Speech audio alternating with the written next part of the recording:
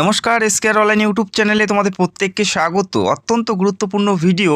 আশা করি কম বেশি প্রত্যেকেই তোমরা কেপি কনস্টেবলের পরীক্ষায় বসেছো এবং পরীক্ষা দিয়েছো এবং বর্তমানে তোমরা কেপি কনস্টেবলের মাঠ এবং রেজাল্টের জন্য ওয়েট করে আছো। ডাব্লিউবিপি কনস্টেবলে বহু প্রার্থী এক বা একের কম নাম্বারের জন্য এখানে পাশ করতে পারেনি এবং বহু প্রার্থী পাশ করার পরেও মাঠ কিন্তু কোয়ালিফাই করতে পারেনি। এমন প্রচুর প্রার্থী রয়েছে এবং বর্তমানে যে কেপি কনস্টেবল সেটার ওপর বর্তমানে পাখির চোখ। তো ভিডিওটি সম্পূর্ণ দেখো, মাঠ কবে শুরু হচ্ছে এবং রেজাল্ট কবে পাবলিশ হবে প্রত্যেকটা বিষয় আমি এক্সপ্লেন করে জানাবো তোমাদের ভিডিওতে। 21শে ডিসেম্বর পরীক্ষা হয়েছিল। 21শে ডিসেম্বর তোমরা পরীক্ষা দিয়েছিলে। যে নিয়োগটি 2024-এর অলরেডি কিন্তু এই নিয়োগ প্রক্রিয়া অনেকটাই ডিলে। 2024-এর নিয়োগ 2025-এর ডিসেম্বর মাসে তোমাদের পরীক্ষা হচ্ছে এবং এখনও পর্যন্ত ফল প্রকাশিত হয়নি এবং মাঠ যেহেতু ফল প্রকাশিত হয়নি সেক্ষেত্রে মাঠ আরও দেরি হচ্ছে। তো ভিডিওটি সম্পূর্ণ দেখো, যেখানে টোটাল ভ্যাকেন্সিস 3624টি মেলদের এবং 330টি মাত্র ফিমেলের ভ্যাকেন্সিস। তো এক মাস হতে চলছে, এখনও ফল প্রকাশিত হয়নি এবং তোমাদের জানিয়ে রাখি যে অ্যান্সার কিটি পাবলিশ হয়েছে সেখানে কিন্তু বেশ কয়েকটা প্রশ্ন ভুল রয়েছে এবং অ্যান্সার কি কিন্তু সেভাবে রিভাইজ করা হয়নি। রেজাল্ট এবং পিএমটি পিইটির জন্য ডেপুটেশন জমা দেওয়া হয়েছিল পিআরবি বোর্ডে। সেখান থেকে জানানো হয়েছে যে ভোটের পরে কিন্তু তোমাদের এই নিয়োগ প্রক্রিয়াগুলো কন্টিনিউ করা হবে, অর্থাৎ ভোটের আগে এই নিয়োগ প্রক্রিয়া হবে না, মানে এই প্রসেসগুলো কমপ্লিট হবে না ভোটের আগে। যদি ভোটের আগে না হয় সেক্ষেত্রে ভোটের পরে হবে এবং ভোট কিন্তু এখনও পর্যন্ত ডেট ফাইনাল হয়নি। ভোটের কিন্তু অনেকটা সময় কিন্তু এখনও বাকি রয়েছে। ভোট রাজ্যে এপ্রিল মাসের শেষ সপ্তাহে হওয়ার সম্ভাবনা আছে। যদি এপ্রিল মাসের শেষ সপ্তাহে ভোট শুরু হয় সেক্ষেত্রে কয়েকটি ধাপে ভোট হবে রাজ্যে টোটাল, যেখানে 4-5টি ধাপ তো অবশ্যই থাকবে। ভোট সম্পূর্ণ হতে হতে এপ্রিল মাস পুরোপুরি কমপ্লিট হয়ে যাবে, অর্থাৎ শেষ হয়ে যাবে।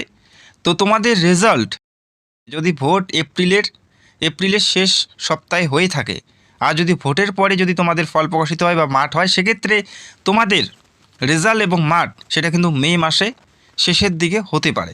তার আগে কিন্তু কোনোভাবেই সম্ভব নয় এবং জানিয়ে রাখি ভোট এখনও শিওর নয় যে এপ্রিলের শেষ সপ্তাহে হবে কি না, কেননা ভোটের আগে বিভিন্ন প্রসেসগুলো আছে, সেই প্রসেসগুলো কমপ্লিট করতে হবে এবং এখনও পর্যন্ত রাজ্যে এসআইআর কিন্তু পুরোপুরি কমপ্লিট হয়নি। এসআইআর কিন্তু পুরোপুরি কমপ্লিট হয়নি। যে ভোটার লিস্টটি পাবলিশ হয়েছে সেটা draft voter list, original voter list, final voter list এখনও পাবলিশ হয়নি। তবে এপ্রিলের শেষ সপ্তাহে ভোট হওয়ার সম্ভাবনা আছে। যদি হয়ে থাকে তাহলে মে মাসে তোমরা মিডিল হাফে রেজাল্ট পাবে এবং রেজাল্টের 10 থেকে 12 দিন পর তোমাদের মাঠ শুরু হবে। ঠিক আছে, এমন নয় যে ভোটের আগে তোমাদের রেজাল্ট দিয়ে দিলেও ভোটের পরে তোমাদের মাঠ হবে, এমন কিন্তু হবে না। তোমাদের যখন রেজাল্ট দেবে তার 10 দিন পরেই তোমাদের মাঠ থাকবে, কেননা রেজাল্টের পর বেশি একটা সময় কিন্তু তোমাদের মাঠের জন্য দেওয়া হবে না। এটা কিন্তু আমরা ডাব্লিউবিপিতেও দেখেছি। তো আমি একটা কথাই তোমাদের বলবো, দেখো এই বছর ডাব্লিউবিপিতে প্রচুর প্রার্থী কিন্তু মাঠ কমপ্লিট করতে পারেনি।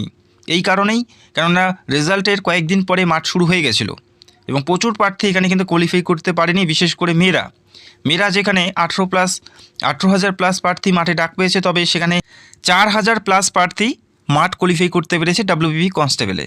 তো আমি একটা কথাই বলবো, যারা কেপি কনস্টেবলের জন্য প্রস্তুতি নিচ্ছ বা মাঠে যাবে বা রেজাল্টের জন্য ওয়েট করে আছো, তোমাদের যদি মনে হয় যে তোমরা পাস করবে বা তোমাদের যদি ভালো স্কোর থাকে তো সময় নষ্ট না করে মাঠ শুরু করে দাও, কেননা রেজাল্টের পর কিন্তু তোমরা বেশি একটা সময় পাবে না।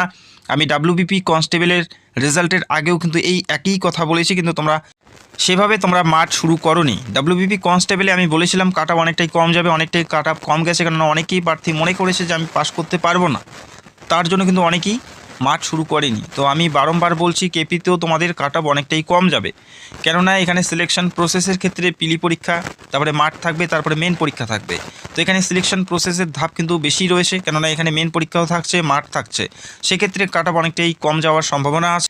ছেলেদের ক্ষেত্রে 1600 মিটার রান তারা সময় পাচ্ছে 6 মিনিট 30 সেকেন্ড এবং মেয়েদের 800 মিটার রান তারা সময় পাচ্ছে 4 মিনিট। তো এই যে মাঠ, এটা কিন্তু অতটা সহজ হবে না। যারা প্রিপারেশন না করে মাঠ অ্যাটেন্ড করবে তাদের ক্ষেত্রে কিন্তু সহজ হবে না। যারা প্রিপারেশন করবে তাদের কাছে খুব সহজ থাকবে। তো হাতে যেহেতু সময় পাচ্ছ, এই সময়গুলো কাজে লাগাও যদি তোমাদের স্কোর ভালো থাকে। কম নাম্বারে পাস করলে না বেশি নাম্বারে পাস করলে এটা কিন্তু ম্যাটার করবে না, কেননা এটা পিলি পরীক্ষা। এখানে শুধুমাত্র পাস করতে হবে এবং মাঠটা কোনো রকম করে কমপ্লিট করতে হবে। তারপরে আসল খেল হবে তোমাদের মেন পরীক্ষায়, কেননা এখানে পিলি পরীক্ষা থাকছে। পিলি পরীক্ষার নাম্বার কিন্তু তোমাদের মেরিটের সাথে আসবে না, এটা মাথায় রাখতে হবে। এখানে যদি কোনো রকম করে পাস করে যাও, মাঠটা যদি কমপ্লিট করে যাও, তারপরে তোমরা দিনরাত মেন পরীক্ষার জন্য প্রিপারেশন করো। বোঝা গেল, যে পরীক্ষা তোমরা দিয়েছো সেই পরীক্ষায় কম নাম্বার পেলেও তোমাদের কোনো যায় আসবে না যদি পাস করো। বোঝা গেল? তো সময় রয়েছে তোমাদের হাতে, এখন থেকে মাঠের জন্য প্রিপারেশন করো এবং মেন পরীক্ষার জন্য স্টার্ট করে দাও। পরীক্ষার রেজাল্ট এবং মাঠের জন্য যে ডেপুটেশনগুলো জমা পড়েছে পিআরবি জানিয়েছে যে ভোটের পরে হবে। যদি ভোটের পরে হয় সেক্ষেত্রে আমি তোমাদের জানালাম যে মে মাসের মিডিল হাফে তোমাদের ফল প্রকাশিত হতে পারে এবং তোমাদের মাঠ শুরু হতে হতে মে মাসের শেষ সপ্তাহ লাগতে পারে। যদি ভোটটা এপ্রিলের শেষ সপ্তাহে হয় তবেই, এবং পিআরবি থেকে জানানো হয়েছে যে ভোটের পরেই কিন্তু হবে। তো ভোটের পরে যদি হয় তাহলে এই শিডিউল কিন্তু তোমাদের থাকবে, এবং ভোটের আগে হলে বেশি একটা কিন্তু সময় থাকছে না। যেহেতু পিআরবি ডেপুটেশনে তাই জানিয়েছে, সেই পরিপ্রেক্ষিতে আমি তোমাদের জানালাম যে মে মাসের মিডিল হাফে ফল প্রকাশিত হওয়ার সম্ভাবনা আছে এবং মে মাসের শেষ দিকে তোমাদের মাঠ শুরু হওয়ার সম্ভাবনা রয়েছে। তোমরা কারা কারা মাঠের জন্য স্টার্ট করে দেবে, কেমন নাম্বার থাকলে তোমরা মাঠ শুরু করে দেবে, কেননা যথেষ্ট সময় রয়েছে। যদি ভোটের পরে মাঠ শুরু হয় সেক্ষেত্রে যথেষ্ট তোমরা সময় পাচ্ছ।